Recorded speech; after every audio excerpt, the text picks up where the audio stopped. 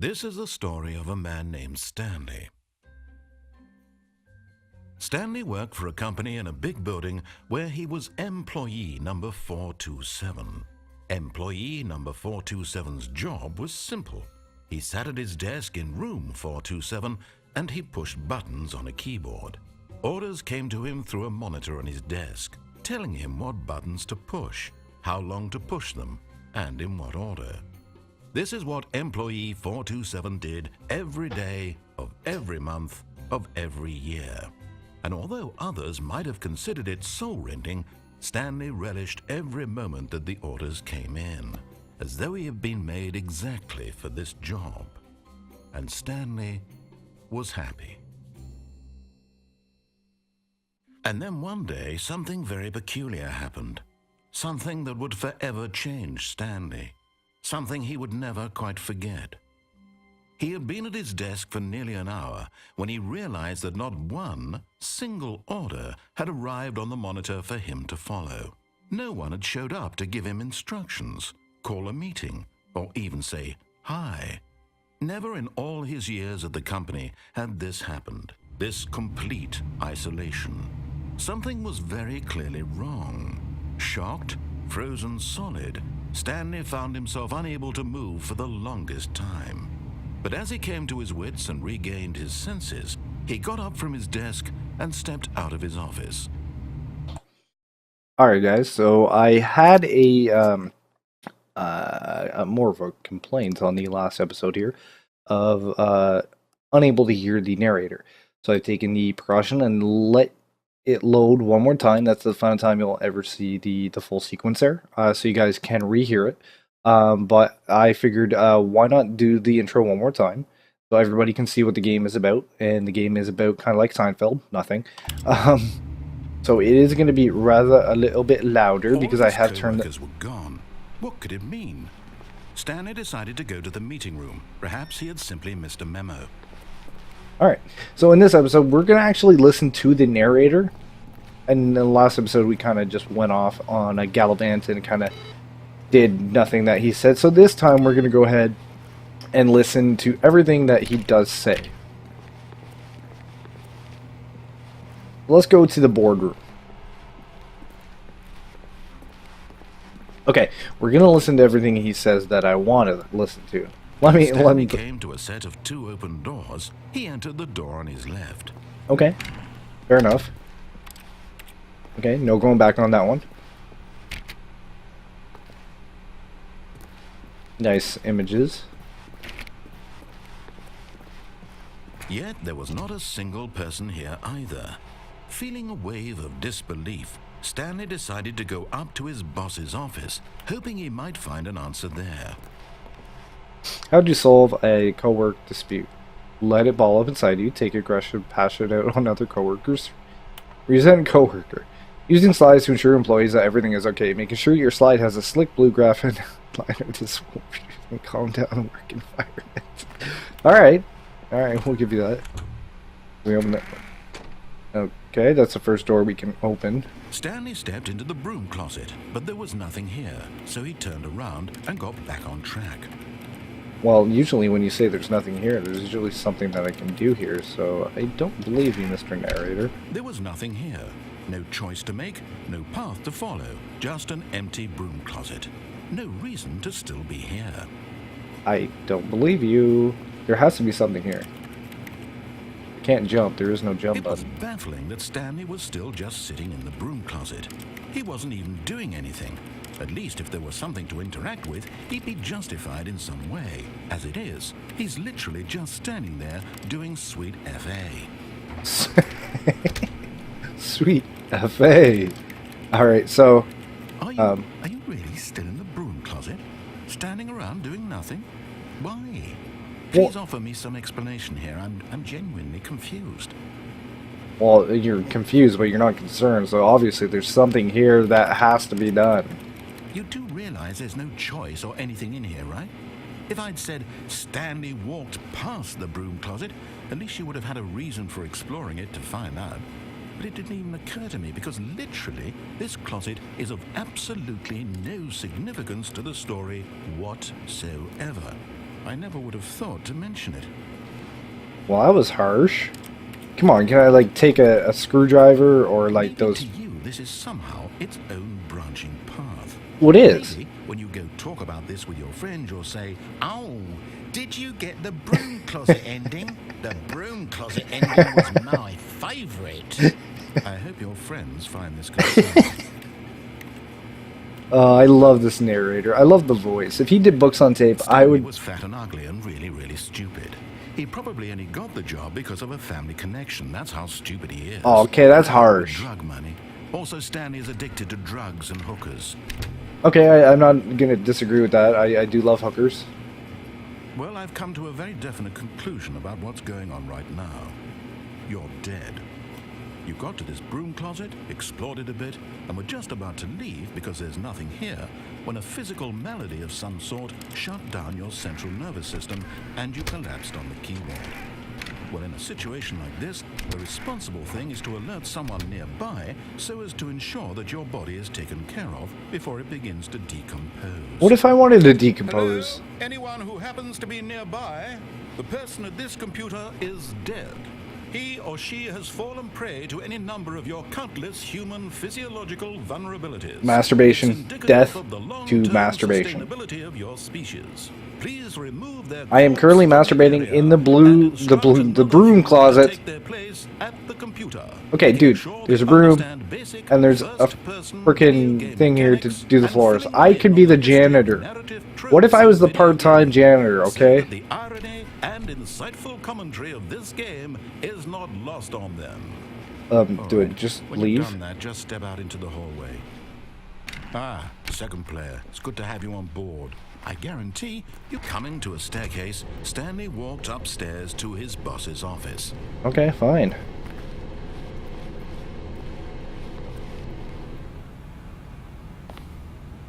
I can't shut the doors, so can I, like, go back? What if I change my mind? There is a downstairs. Okay, well, like I said, we'll listen to him. We'll go through, we'll go to the boss's office. Apparently the boss's office looks nicer than this whole damn building.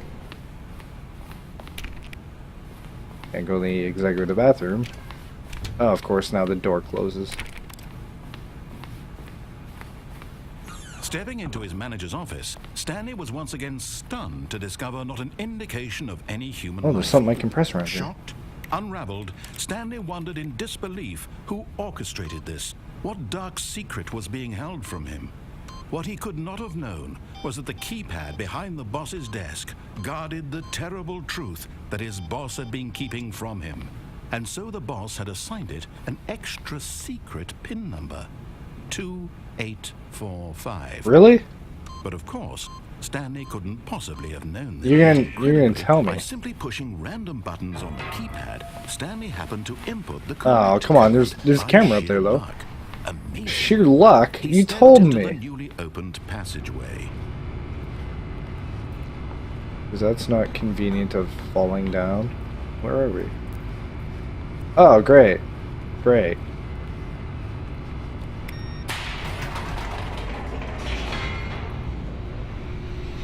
Down we go, because that's always great. Oh, apparently we're loading. What? I just don't even know anymore. This narrator is just doing such a great job. Descending deeper into the building, Stanley realized he felt a bit peculiar.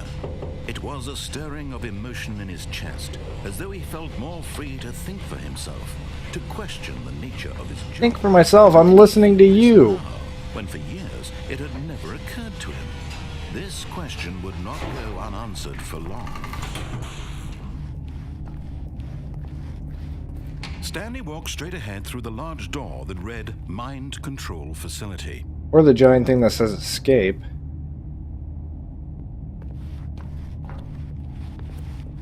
Although this passageway had the word escape written on it, the truth was that at the end of this hall, Stanley would meet his violent death.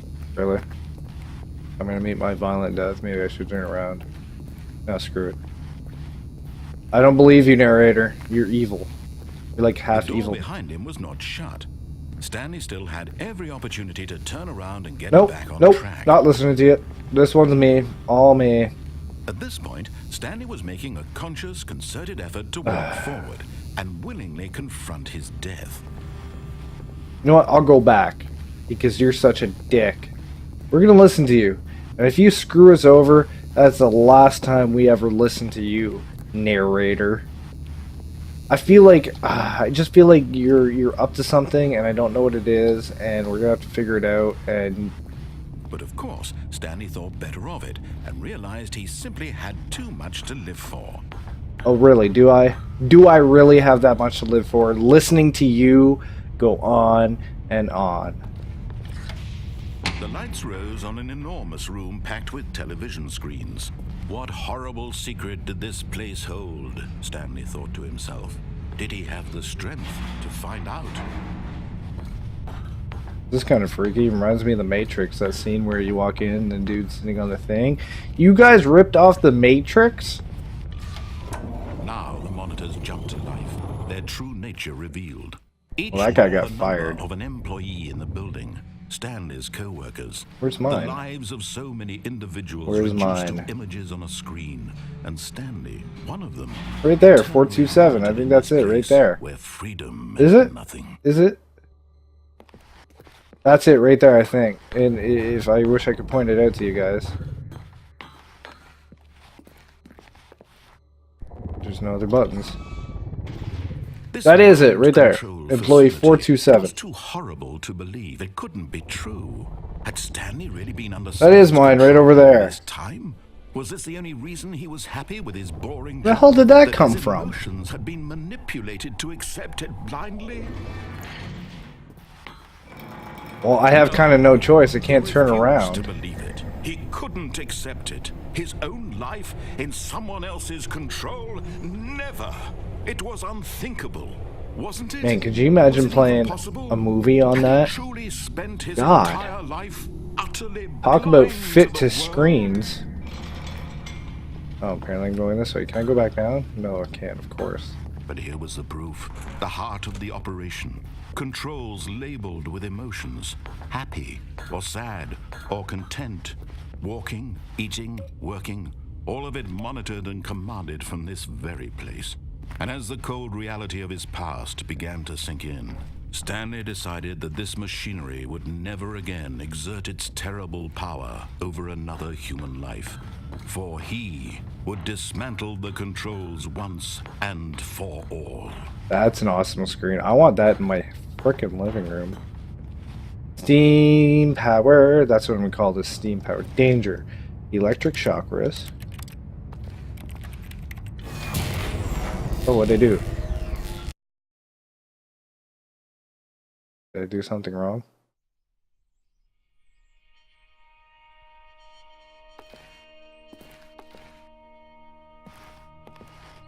Blackness and a rising chill of uncertainty.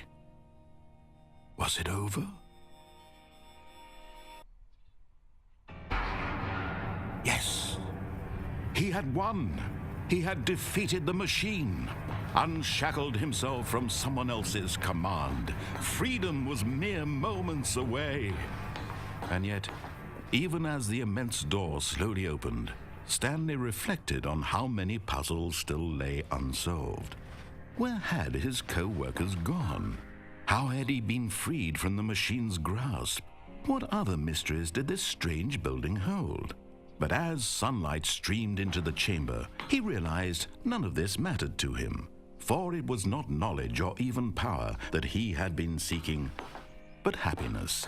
Perhaps his goal had not been to understand, but to let go. No, there's no way. Like, we just randomly gone. That's a screen. Whatever life Bullshit. is, it will be his. And that was all he needed to know. That's It a was screen. perhaps Bullshit. The only thing worth knowing. Stanley stepped through the open door. I knew it. Stanley felt the cool breeze upon his skin, the feeling of liberation, the immense possibility of the new path before Maybe you him. aren't so bad, narrator. This was exactly the way, right now, that things were meant to happen. Right now. And Stanley was happy. Maybe you aren't so bad, narrator. Maybe you aren't so bad. It looks like that was it for episode 2 of the Stanley Parable, guys. And we're back. We are back. Should we make it a double feature? Should we make this episode a double feature, guys? I think we might end it here. So once again, back in the office of Stanley. There's other things we do have to explore. What lies? What was the narrator talking about when he said knowledge and power? What's out there, guys?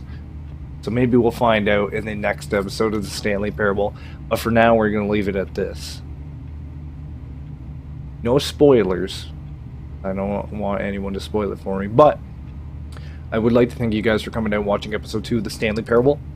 I definitely appreciate you guys taking the time out of your days to watch my videos, and I appreciate it. I would like to say once again, don't forget to hit the subscribe, follow on Twitter and Twitch, and don't forget to leave a comment and a rating. Give it a like, give it a dislike, whatever you guys thought. In your honest opinion, it doesn't hurt me at all. I do want to know. If you guys do want to see something different being played, let me know. I do have a Game of Thrones episode coming out at the same time as this episode here on the Stanley Parable. We are going to be doing it for Thursdays, so this will be up at 12 a.m. For Thursday, and I do hope you guys stick around every Thursday for another episode of the Stanley Parable until there is no more Stanley. We'll be doing this, and the Game of Thrones shall be coming out on the same day, but we are going to move it to Fridays. But I do have a little special feature for the Game of Thrones episode that I'd like you guys to go ahead and check out. Also, check out a podcast that a good friend of mine has been doing. It's called the Movie MADHOUSE. It is a great podcast strictly for movies, and I definitely hope you guys will go check that out. Oh, come on. I was trying to discuss something. He likes to see how long he can go without dying. Thanks. So far, he's doing excellent. Thank you. And if he just Thank stays you. right where he is, I'm sure he'll keep up that good momentum. Let's observe the genius at work. Thank you. I appreciate it. I am pretty smart myself, Mr. Narrator. I found a new respect for you, but somehow, for some reason, I feel like that you're going to tear that away in the next episode. But like I said, guys, go check out the Movie Madhouse. The description will be in the links below. Once again, thank you for coming out and watching us. Don't forget, like I said, hit that rating button. All that love and support does help. I am RnRVeritas. Thank you for coming out and watching. Have a good day. Ciao and salute.